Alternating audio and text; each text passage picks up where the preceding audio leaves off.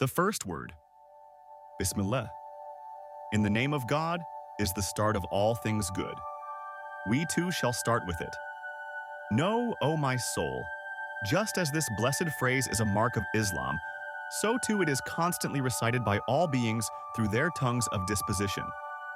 If you want to know what an inexhaustible strength, what an unending source of bounty is Bismillah, listen to the following story, which is in the form of a comparison.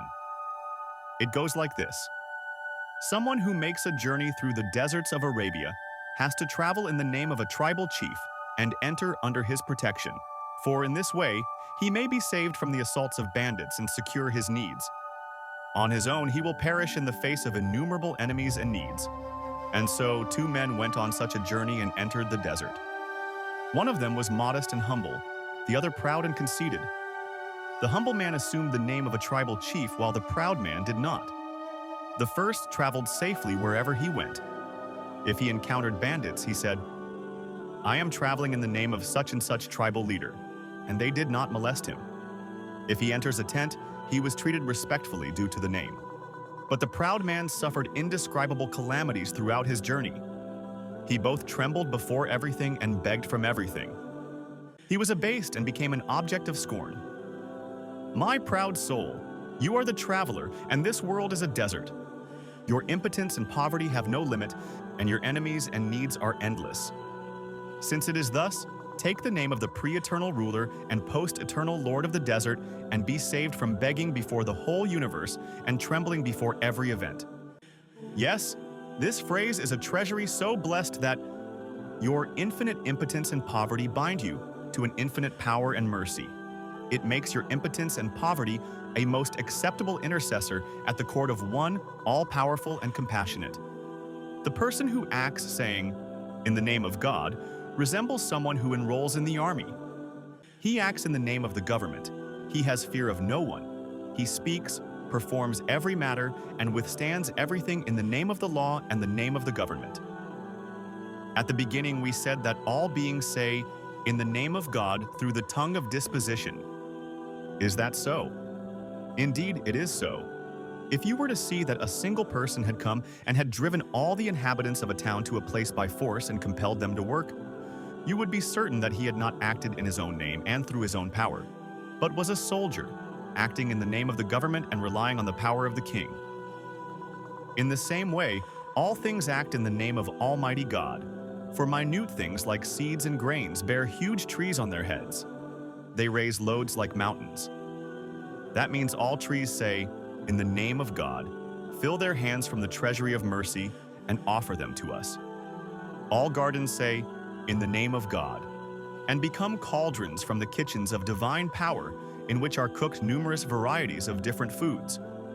All blessed animals like cows, camels, sheep, and goats say, "In the name of God," and produce springs of milk from the abundance of mercy, offering us a most delicate and pure food like the water of life in the name of the provider. The roots and rootlets, soft as silk, of plants, trees, and grasses say, "In the name of God," and pierce and pass through hard rock and earth. Mentioning the name of God, the name of the most merciful, everything becomes subjected to them. The roots spreading through hard rock and earth and producing fruits as easily as the branches spread through the air and produce fruits, and the delicate green leaves retaining their moisture for months in the face of extreme heat. Deal a slap in the mouths of naturalists and jab a finger in their blind eyes, saying, "Even heat and hardness, in which you most trust, are under a command." For like the staff of Moses, each of those silken rootlets conform to the command of, "And we said, O Moses, strike the rock with your staff and split the rock." 1 Quran 2:60.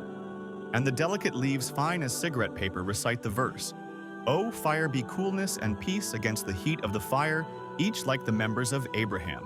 UWP. Since all things say, "In the name of God," and bearing God's bounties in God's name, give them to us, we too should say, "In the name of God." We should give in the name of God and take in the name of God. And we should not take from heedless people who neglect to give in God's name. Question: we give a price to people who are like tray bearers. So what price does God want? Who is the true owner? The answer: Yes, the price the true bestower of bounties wants in return for those valuable bounties and goods is three things.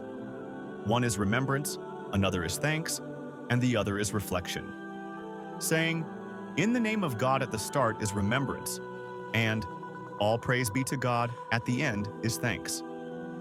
And perceiving and thinking of those bounties, which are priceless wonders of art, being miracles of power of the unique and eternally besought one and gifts of his mercy, is reflection. However foolish it is to kiss the foot of a lowly man who conveys to you the precious gift of a king, and not to recognize the gift's owner, it is 1,000 times more foolish to praise and love the apparent bestower of bounty and forget the true bestower of bounties. O my soul, if you do not wish to be foolish in that way, give in God's name, take in God's name, begin in God's name, and act in God's name. And that's the matter in a nutshell.